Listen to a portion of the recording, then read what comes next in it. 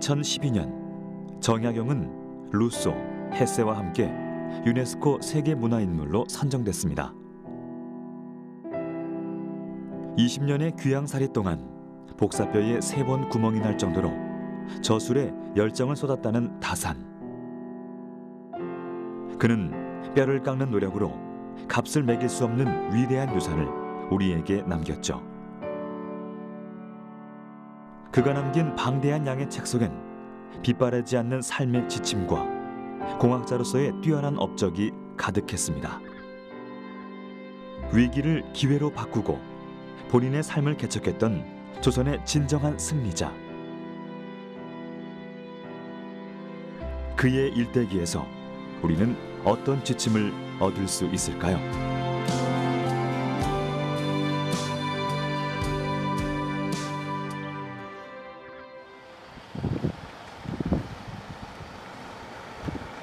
다산이 자주 올랐다는 운길산.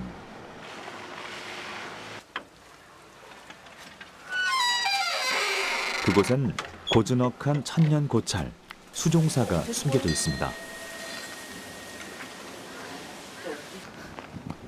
벼랑에서 물 떨어지는 소리가 종소리처럼 들린다 하여 수종사. 이곳은 생전 다산이 가장 사랑한 장소 중 하나였습니다.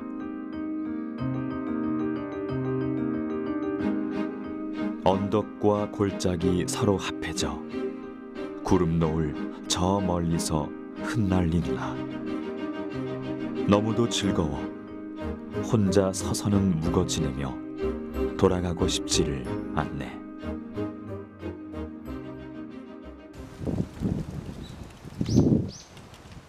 다산이 지은 숙수종사를 보면 이곳을 향한 그의 애정을 느낄 수 있습니다. 조선의 7대왕 세조가 수종사를 지으며 함께 심었다는 은행나무. 500년이 넘은 이 나무 아래서 추사 김정희와 다산은 수종사의 샘물로 차를 달여 마셨습니다.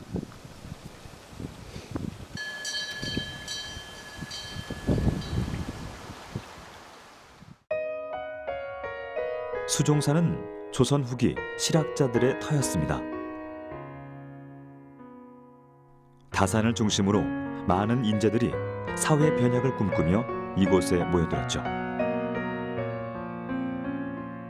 200여 년 전 다산의 은은한 숨결이 살아 숨쉬고 있는 수종사. 이곳은 그에게 어떤 의미였을까요? 유배 가서도 고향 생각을 많이 하셨는데 그 고향 생각하면 고향의 12가지 12풍경들이 가장 생각이 났어요. 그 중에 하나가 수종사인데 수종사에 눈 내린 하얀 겨울의 수종사, 그리고 그 앞에 펼쳐진 봄이면 백꽃, 이 하얀 풍경들을 잊지 못하셨고 그래서 그걸 기억하시기도 하셨죠. 수종사는 고향의 상징 이런 곳이었다고 할 수 있습니다. 수종사 앞마당에선 그의 고향이 내려다 보입니다. 뱃길로 도성과 지척인 마제마을은 과거 한다 하는 집안들이 터를 잡았던 곳입니다. 마을 앞 철마산에서 쇠로 만든 말이 나온 데서 유래된 마제.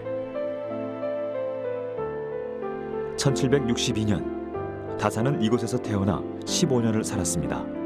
그리고 18년이란 긴 유배 생활 끝에 다시 고향 땅을 밟을 수 있었죠. 올해는 다산이 고향으로 돌아온 지 200주년이 되는 정약용의 해이기도 합니다. 올해가 다 선생님이 목민심서를 저술한 지 200년이 되는 해이고요. 또 이제 그렇게 많은 고통을 겪고 그 고통 속에 그걸 승화해서 학문으로 완성하고 난 뒤에 해배돼서 돌아오신 고향으로 돌아오신 해거든요. 다 선생님이 여기 돌아오셔서 그 500여 권의 저술을 완성하시고 마무리를 하셨는데 아직 저희가 그 대한민국에서 다 선생님의 뜻이나 그런 정신이 아직 충분히 실천되고 있지 못하다라고 생각을 했고 그걸 이번 해부터 차근차근 좀 더 정말 실천할 수 있는 그런 계기로 만들자라고 해서 저희가 그런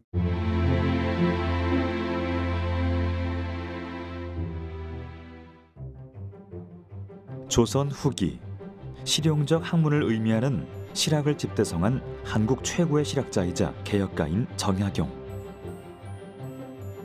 그는 한자가 생긴 이래 가장 많은 책을 저술한 인물로 알려져 있는데요. 다산의 저서를 통해 엿본 그의 업적들은 실로 찬란합니다. 다양한 건설 기계를 개량해 세계 최초의 계획적인 신도시를 만들었던 다산 정약용. 그의 천재성은 유년 시절부터 돋보였습니다. 다산 스스로도 어려서부터 영특하여 제법 문자를 알았다고 회고하기도 했는데요. 이를 짐작할 수 있는 일화가 있습니다. 작은 산이 큰 산을 가렸으니 멀고 가까움이 다르기 때문이네. 4살에 천자문을 뗀 정약용은 7살 때 산이라는 제목의 한시를 지었습니다. 그는 어린 나이에 이미 착시 현상을 이해하고 원근법을 꿰뚫고 있었던 거죠. 다산의 아버지는 아이가 자연의 이치를 깨달았다며 감탄했고 그의 총명함은 조선 팔도에 소문이 자자했습니다. 다산을 연구했던 조선의 천재 시인 황현. 그가 저술한 매천야독에는 다산의 유년 시절에 관한 이야기가 나옵니다. 정약용은 어린 시절 산사에 책을 지게로 날라다 읽었는데 그 횟수가 잦자 사람들은 그 책을 다 읽었으리라고는 생각하지 못하고 책 나르는 소년으로 오해했다.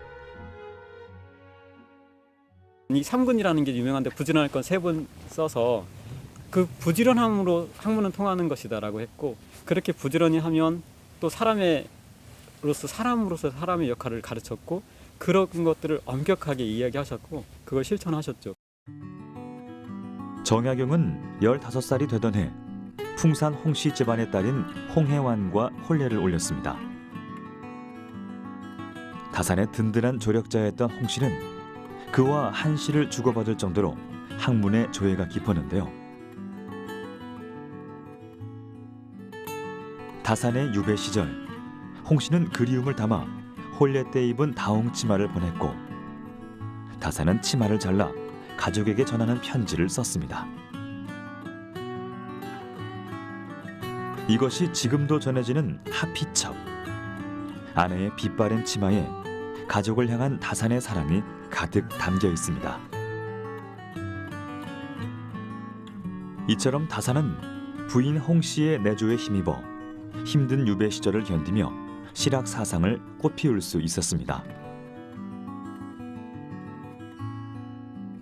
경기도에 위치한 실학박물관. 이곳에선 다산의 실학 정신을 조금 더 친근하게 느낄 수 있는데요. 실학박물관이 이쪽 지금 다산 선생님 발음 묘소 앞에 이제 자리를 잡고 있어요. 그러니까 이 지역은 실학이 태동하고 실학이 가장 발전한 그런 지역이기도 합니다. 그래서 실학자 또 실학 사상을 연구해서 일반인들에게 쉽게 이것을 전시라든지 교육 또 행사 이런 거를 통해서 실학 정신을 이어주게 만들어주는 곳이고, 또 앞으로 새로운 실학 사상을 만들어내는 미래의 실학을 만들어내는 그런 전초 기질의 역할을 하는 것이 실학박물관이라고 생각을 하시면 됩니다.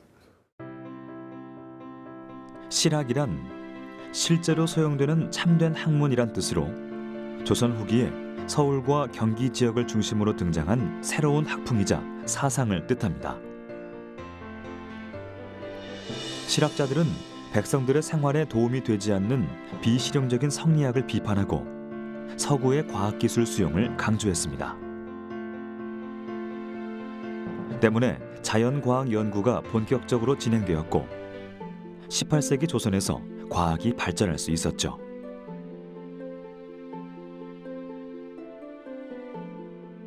다산은 16세기 실학자인 이익의 학문을 접하며 서양 사상과 문물에 눈을 떴습니다. 그 뒤 그는 자신의 실학 사상을 크게 발전시키게 되는데요. 이를 통해 다산은 불우한 일생을 살았지만 끝까지 학문의 소신을 굽히지 않고 한국 실학의 체계를 이룩했습니다.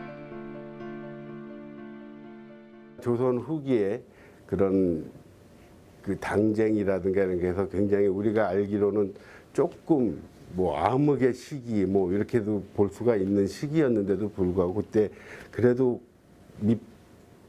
밑바닥에서 굉장히 이런 연구들을 많이 했었기 때문에 우리가 지금의 실학이라는 것이 한국학이라고 하는 가교가 됐던 그런 부분이라고 보는 거예요. 그래서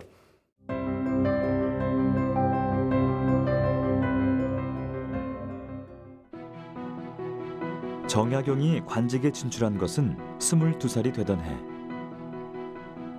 소과인 생원시에 합격해 성균관에 들어갔습니다. 당시 소과에 이어 대과까지 20대에 통과하는 경우는 드문 일이었는데요. 그는 28살에 당당히 대과에 급제하게 되죠. 당시는 조선의 22대왕 정조대왕의 집권 시기였습니다. 그의 평생 수건은 뒤주에 갇혀 죽은 아버지 사도세자의 명예를 회복하는 것이었죠. 훗날 정약용은 이 일을 훌륭히 해내며 정조의 청해를 한몸에 받게 됩니다.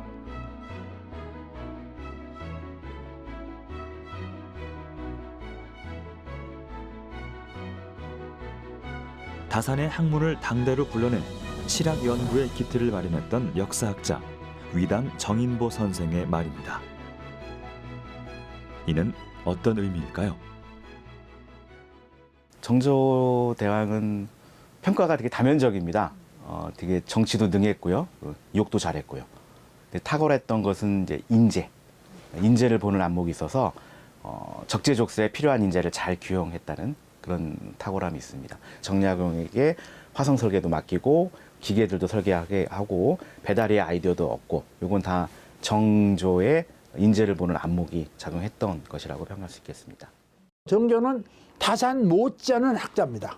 학자 군주고 또 아주 백성들을 사랑하는 마음이 다산 못지않은 그런 백성들 사람을 어떻게 해서 좀 좋은 나라를 만들어 볼까? 어떻게 살아도 백성들이 좀 가난하지 않게끔 살 수 있을까? 어떻게 했으면 백성들이 좀 질병의 고통으로부터 벗어날까?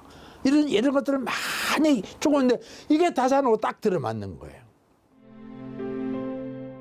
조선의 개혁을 꿈꾼 두 남자의 운명적인 만남. 일찍이 정약용의 재능을 알아본 정조는 오랫동안 염원한 두 가지의 중책을 그에게 맡겼는데요. 그가 정약용에게 내린 첫 번째 과제는 무엇이었을까요?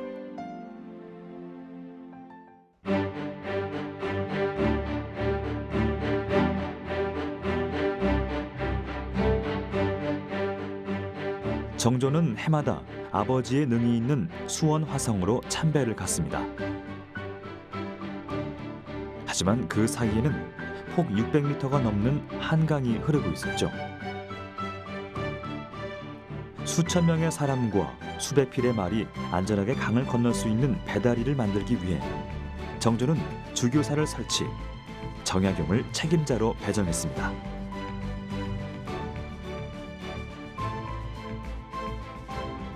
그럼 정약용은 이 거대한 배들을 어떻게 연결했을까요? 그는 36척의 배를 엇갈려 두고 그 위에 가로목과 세로목을 연결해 칡끈으로 단단히 고정했습니다. 또 수평을 맞추기 위해 판자를 씌워 흙과 잔디로 포장했죠.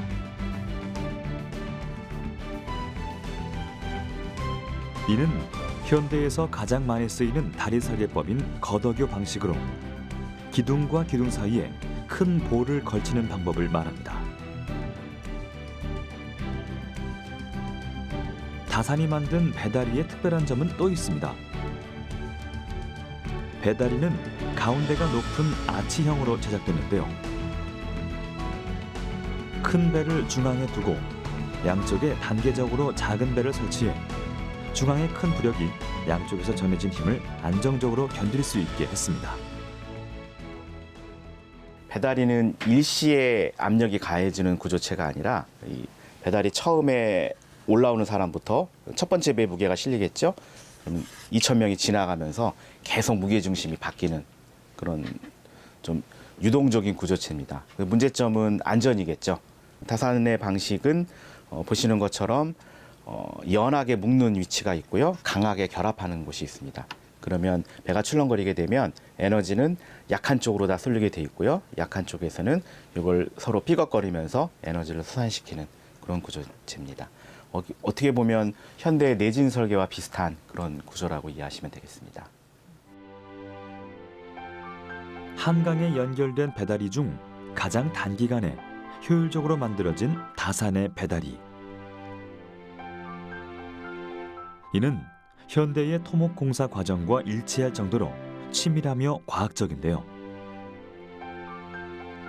배다리 건설의 성공은 다산의 첫 번째 업적으로 기록됩니다. 그럼 다산은 어떤 사람이었을까? 여기 다양한 초상화들이 있습니다. 놀라운 것은 이 모두가 다산을 생각하며 그린 창작물이란 점인데요. 그중 눈길을 끄는 그림 하나, 안경을 쓰고 있는 정약용의 초상화입니다. 수정을 갈아 만든 초창기 안경이 우리나라에 들어온 것은 16세기 말로 추정됩니다. 초창기 안경은 신체에 더 씌우는 물건이라 하여 불경시했는데요.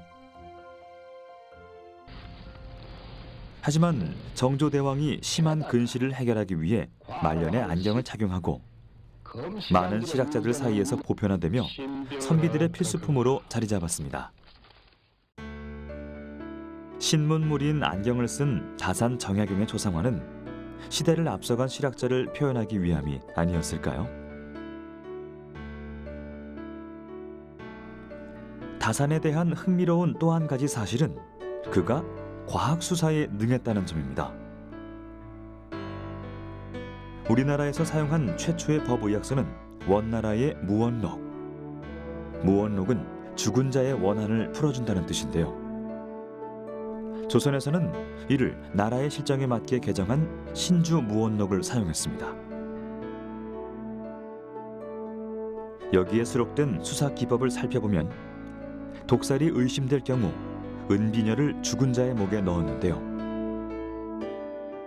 유황이나 비소가 공기 중에 은에 노출되면 검은 막을 형성하는 화학 반응을 이용한 거죠.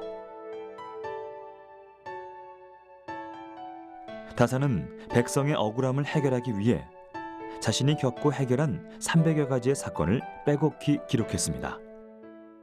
지금으로 보면 뭐 형법책이기도 하고 형사소송법이라는 책이기도 하고 또 살인사건의 진실을 발견하기 위한 그런 책이다. 그러니까 어떻게 보면 인명 존중 사상에서 후무심사라는 책을 만들었다. 정확하게 분석하지 않고는 그 사인을 규명할 수가 없잖아요. 그래서 죽은 사람의 사인을 정확하게 밝혀서 그를 죽게 한 사람에게 그에 합당한 벌을 내리기 위해서 결국 다시 말하면 억울한 죽음이 없도록 하기 위해서 후무심서를 만들었다. 이렇게 말할 수가 있는 거죠.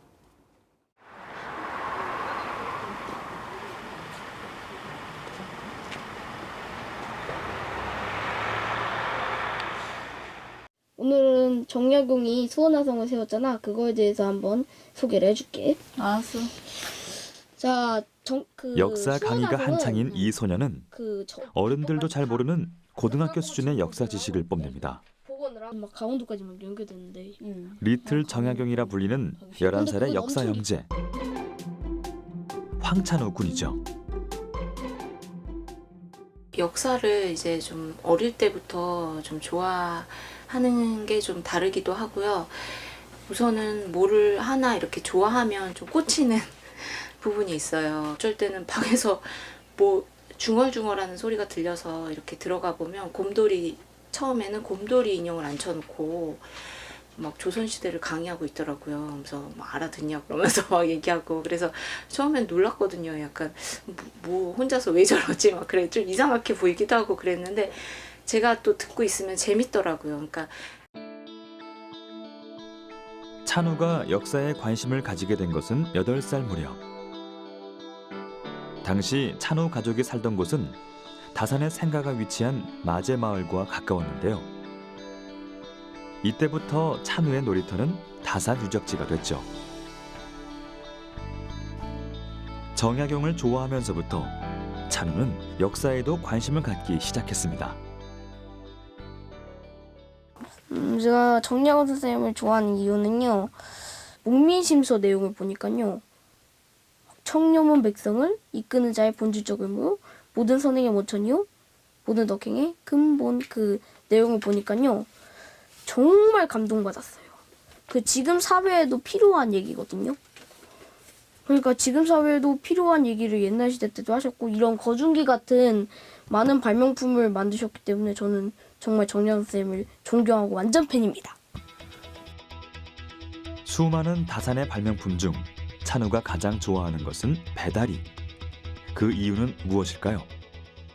그때 시대 땐 다리도 별로 그렇게 많이 발달도 안 돼 있었지만 그때 시대 때 정조가 통쾌하게 배다리를 걸렀을 거라고 저는 생각을 하거든요. 근데 그걸 배다리가 없었다면 정조는 어떻게 될지 모르는 운명인데 그걸 정약용이 딱 해결해 버리니까 정말 신기한 발명품이기도 하고 그때 시대 때 어떻게 했을까라는 생각을 들 만한 발명품입니다. 그게 다 나눠져 있어. 누나에게 배다리의 원리를 설명하는 찬우. 많이 강원도까지만 연결되는데. 그 모습이 정말 즐거워 보이는데요. 근데 그건 엄청 깊어. 있지 성마다. 잠시 근데 찬우의 강의를 들어볼까요? 배다리는 정말 아이디어가 좋아. 그러니까 조선의 두 번째 영광이라고 할 정도로. 배다리는 어떻게 생겼어? 그러니까 배다리가 어떻게 생겼냐면 이렇게 여기 배를 밑에 딱 깔아놓고 이렇게 다리를 만들어서 간 거야. 그러니까 배는 근데 밑에 이렇게 고정시키는 게 있어가지고 한강 물결을 버텨. 한강에 비가 오면 막 엄청나게 물결 세지잖아. 응. 근데 그걸 버틴다는 거야 이게. 근데 그게 옛날 시대에 가능했어. 지금 몇백 년 전에. 대단하다. 정약용의 열혈 팬답게 모든 것을 꿰고 있는 아이. 최근 찬우의 관심은 살아있는 역사를 배우는 데 가장 중요한 문화재와 유물을 보존하는 것입니다. 책도 귀찮을 텐데 이거 만약 적을 때 예전 제가 역사학자가 되고 싶은데요. 역사학자가 되고 싶은 이유는 뭐 지금도 발견되지 않았던 유물인가 아니면 해외에 지금 있는 유물들 같은 거를 좀 밝히고 싶기도 하고요. 지금 뭐 위안부 문제도 있고 여러 가지 그 직지도 프랑스에 빼앗겼었고 그런 유물들도 많이 되찾고 싶고요. 이 역사학자가 돼가지고 그리고 정약용 선생님이 그 숨겨진 또 어디 또 어떤 책들이 있는지 모르잖아요. 그런 책들도 더 발굴하고 싶어요.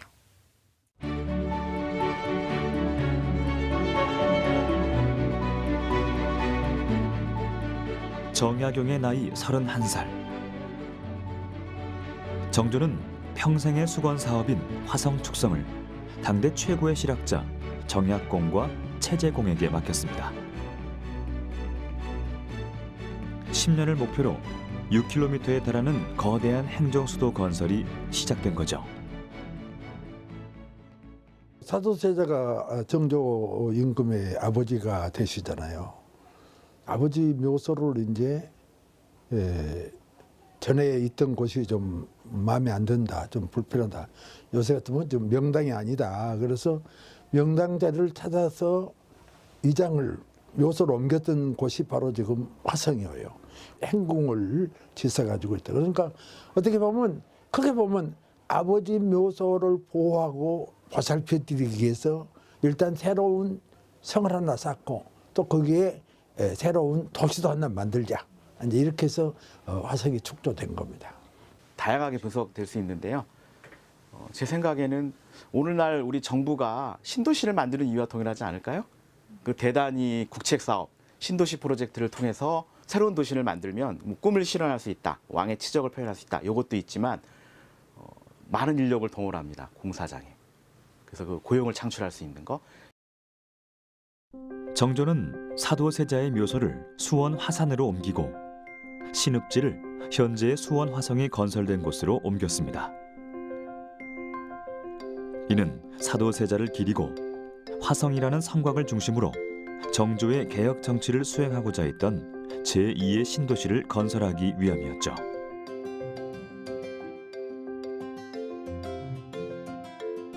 다산은 그의 뜻을 알고 심혈의 노력 끝에 화성 설계 방법을 집대성해 정조에게 바칩니다. 정조는 이를 화성 설계의 기본 지침으로 삼았죠. 1796년 완성된 수원 화성은 국내외 성곽의 장점만을 흡수한 가장 아름답고 과학적인 성입니다. 화성 행궁을 둘러싼 육중한 성벽을 따라 동서남북으로 4대문과 빼어난 아름다움을 자랑하는 화홍문 등이 잘 조화되어 있죠. 원래 10년을 목표로 지어진 화성은 1794년 축조 2년 반 만에 완성되는 기적에 가까운 공사 기간을 자랑합니다. 흉년 때문에 6개월간 공사가 중단된 기간을 뺀다면 실제 성곽을 짓는 데 걸린 시간은 단 28개월. 정약용은 기술이 발달되지 않았던 그때 어떻게 이런 엄청난 일을 가능케 할 수 있었을까요? 다산은 수원 화성 축조에 효율적인 건축 시스템을 도입했습니다. 신속한 공사를 위해 건축 자재를 원활하게 공급하는 방법을 고민했던 그는 표준화된 자재 공급 방식으로 이 문제를 해결했습니다. 그는 성설 5번 벌석 지침에서 돌의 등급을 미리 매겨 깎고 자르는 원칙을 정했죠. 부석소에서 떠낸 돌을 대중소로 규격화해 축성 현장으로 옮기는 방식을 취한 겁니다. 미리 다듬은 돌로 삼각을 쌓으며 공사 시간은 대폭 축소될 수 있었죠. 당시의 기술로 18만 개가 넘는 돌을 정교하게 다듬어 쌓았다는 사실은 지금 봐도 감탄을 자아내게 하는데요. 그 이면엔 백성을 생각한 정조와 정약용의 깊은 마음이 숨겨져 있습니다. 돌을 다듬은 장인들에게 후한값을 지불하고 수시로 잔치를 열어 백성들은 더 힘을 내 공사에 임할 수 있었던 거죠. 그전에는 사람을 의무적으로 동원했죠. 유역이라고 알고 있는 거죠. 몇 년에 며칠 동안은 국가일에 동원해야 된다. 밥도 다 싸들고 와야 됩니다. 국가의 부름을 받고 대신 일을 하는데 열심히 할 턱이 없죠. 일하는 척만 했죠. 그래서 그걸 계산해서 10년을 계산했는데 이제 노동 일당을 주고 돈을 주다 보니까 달라졌죠, 상황이. 이와 더불어 서양 기술 속에서인 기기 도서를 바탕으로 정약용이 개량 발명한 10여 종의 건축 장비들이 공사 기간을 줄이는 데 큰 역할을 했습니다. 사람의 힘으로 들기 힘든 돌을 날라주는 이 특수 운반 장치들은 백성의 수고를 더는 획기적인 장비들이었죠. 특히 오늘날 가장 유명한 것이 당시 실정에 맞게 개량한 조선판 기중기인 거중기입니다. 이는 40근의 힘으로 600배 이상의 돌을 들어 올려 사람들을 놀라게 했는데요. 중국의 기중기보다 4배나 뛰어난 성능이었죠. 그 원리는 무엇일까요? 다산의 거중기의 비밀은 이 도르래에 숨겨져 있습니다. 위쪽에 고정 도르래 4개와 아래쪽에 움직 도르래 4개가 연결된 복합 도르래는 총 8배의 힘을 가지므로 적은 힘으로도 쉽게 무거운 물체를 들어 올릴 수 있었습니다. 하지만 거중기는 지금 알려진 것처럼 공사 현장에서 많이 쓰이지는 않았다고 하는데요. 우리가 흔히 이제 이런 형태의 거중기에 익숙해 있는데 사실 수원 화성 건설 현장에는 거중기는 단 한 대만 사용됐습니다. 실제로 우리가 알고 있는 높은 곳에 돌을 올려놓는 용도는 보시는 이 농로를 활용해서 쌓았습니다. 거중기는 구조적인 특성을 볼 때 성벽 밑에 가장 무거운 돌, 그 현단석이라고 하는 돌에 자리를 잡는 용도로 제한적으로 쓰인 다음에 주된 용도는 이 문서에 기록된 바와 같이 이 밑에 수레를 넣어서 수레에 돌을 올려주는 현대의 스태커, 지게차와 같은 역할을 했다라고 보는 것이 합리적입니다. 다산이 저술한 건축서 화성 성역의궤에 따르면 공사 현장에서 거중기는 1대, 농로는 2대가 사용됐다고 적혀 있습니다. 전문가들은 단 1대에 불과했던 거중기보다 현장에서 더 유용하게 사용됐던 건 돌을 캐서 축성 장소까지 운반하는 일에 동원된 술의 유형거와 높은 공심돌을 싸는 데 활용됐던 지프 크레인, 농로였을 것으로 추정합니다.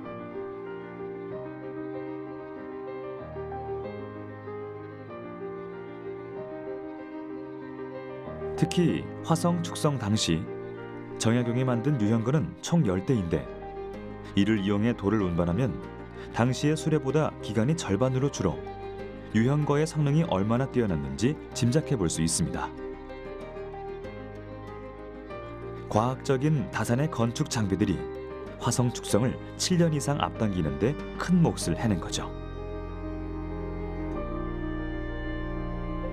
28개월 만에 완성된 아름다운 우리의 문화유산. 이는 200여 년 뒤 세계 문화유산으로 등재, 그 역사적 가치를 인정받고 있습니다. 과학적인 설계 공법과 새로운 기계들로 조선 후기 실학의 거대한 실험장이 되었던 화성. 다산은 그 공사 내용을 소상히 적은 화성 성역의궤를 저술, 공사의 진행 과정을 사소한 것까지 상세히 남겨두었습니다. 이를 통해 우리의 과학기술은 한 단계 진보했고 우리는 선조들의 경이로운 과학 정신을 엿볼 수 있게 됐죠. 정약용 선생을 굳이 엔지니어, 공학자라고 높게 평가할 수 있는 이유는 정약용 선생 스스로 호기심에 의해서 또 혼자 천재적인 능력으로 개발한 것들이 아닙니다. 수원 화성도 그랬고 배다리도 그랬고 유형고도 그랬고 국가의 필요에 의해서 대규모 국책 사업이죠. 그리고 왕의 명령에 의해서 철저하게 모든 과정을 기록에 되도록 다 남겼거든요. 매뉴얼화했다는 점. 그러니까 시스템 속에서 매뉴얼을 만들고 그 뒤에 국가가 있었다는 점에서 엔지니어라고 평할 수 있습니다.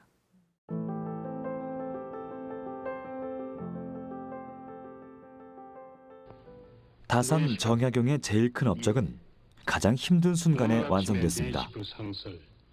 그를 아끼던 정조가 승하한 뒤 정약용과 그의 형제들은 천주교도라는 죄목으로 유백길에 오르게 됩니다.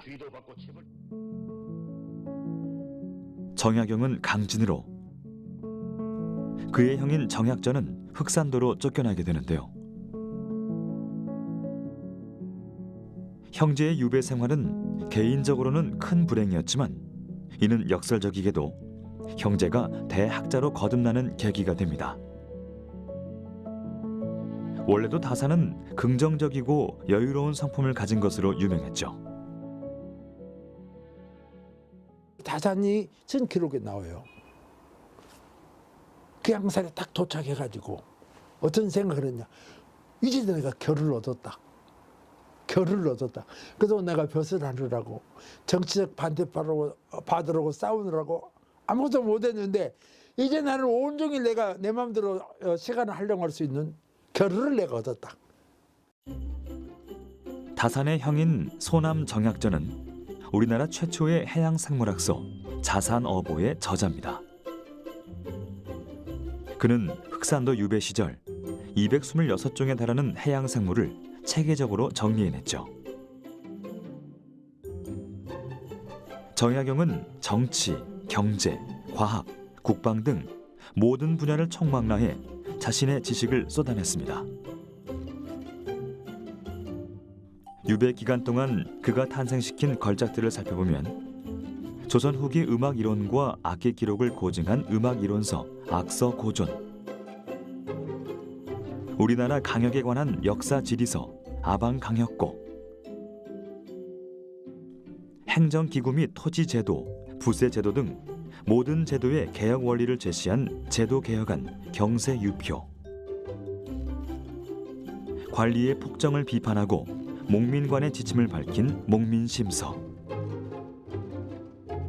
형사 사건을 다루는 관리들의 자세에 대해 적고 있는 형법서 흠흠신서 등 돌부처처럼 앉아 그가 읽어낸 저서는 총 182책 503권에 달합니다. 과골 삼천의 의지로 이룬 다산의 빛나는 성과는 자신이 못다 이룬 세상을 후대에 전하고 싶은 간절함이 아닐까요? 다산이 주장하는 그런 정말로 공정하고 깨끗한 나라, 정직한 나라. 정말 요새로 말하면 나라다운 나라를 만들기 위해서 일생을 살다 간 분인데 자기 생전에는 나라다운 나라를 못 만들고 가버렸다. 그래서 시대적 여건이 맞질 않았단 말이에요. 그럼 나는 지금 우리가 해야 할 일은 다산의 그런 정신을 받아들여들어가고 지금이라도 우리가 참 나라다운 나라, 깨끗하고 정직한 나라, 모두가 공평하게 사는 나라. 그가 쓴 책, 다양한 분야의 책, 그리고 우리가 알고 있는 다산의 업적들을 종합했을 때 저는 체계가 있는 그러니까 시스템이 바로 선 그런 국가 체제를 꿈꿨던 것 같습니다. 한 개인이 도덕적이든 도덕적이지 않든 정의롭든 정의롭진 않든 시스템이 건전하다면 그 사회는 건전하게 돌아가거든요. 그러니까 다산 선생의 노력은 건전한 시스템을 만들기 위한 노력이었다. 이렇게 평가할 수 있겠습니다. 200여 년 전 죄인으로 낙인 찍혀 살았지만 자신의 글을 후대에 남겨 역사에 평가받길 원했던 다산 정약용. 결과적으로 그가 남긴 저서들은 그를 조선 최고의 학자로 만들어줬습니다. 선각자들의 공통점은 유배 생활 동안 탁월한 업적을 세웠다는 점이죠. 이들은 우리에게 말하는 듯합니다. 좌절을 오히려 자신을 단련시키는 기회로 삼으라고 말이죠.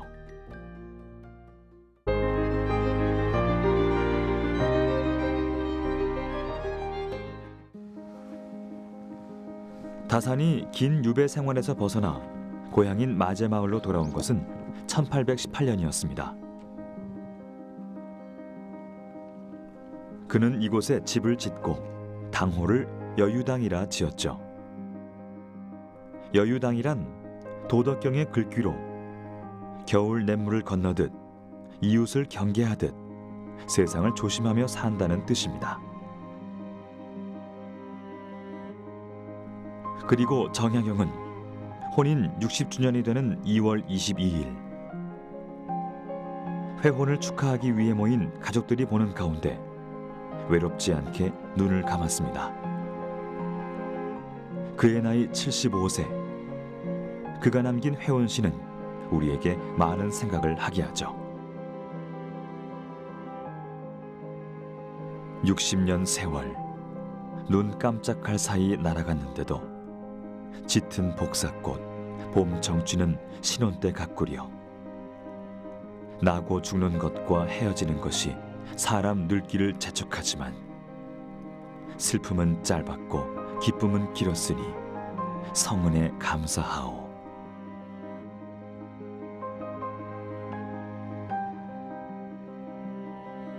다산은 위대한 학자이자 풍류를 즐길 줄 알고 백성을 진정으로 사랑했던 뜨거운 가슴의 소유자였습니다.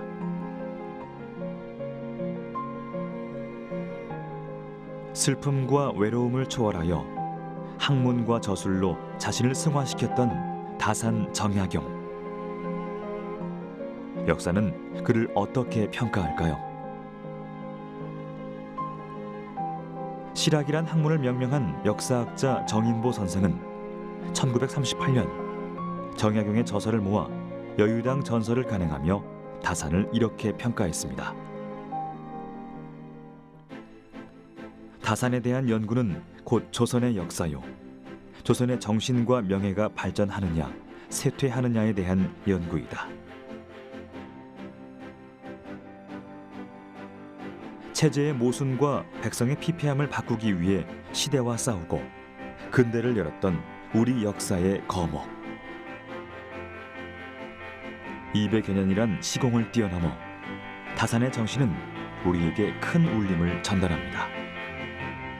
좌절을 모르는 도전 정신은 우리나라를 세계 경제 대국으로 우뚝 세우는 원동력이 되었고,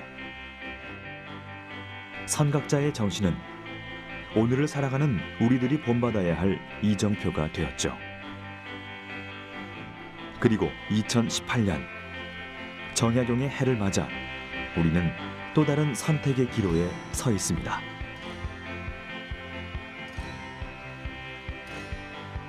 선각자들의 업적과 정신을 되새기고 새로운 세기에 목마른 후학들의 귀감이 되도록 옷깃을 더욱 여며야 할 때, 다른 시간에 살지만 우리는 다산이 걸어온 길을 통해 우리가 나아가야 할 미래를 그려야 합니다.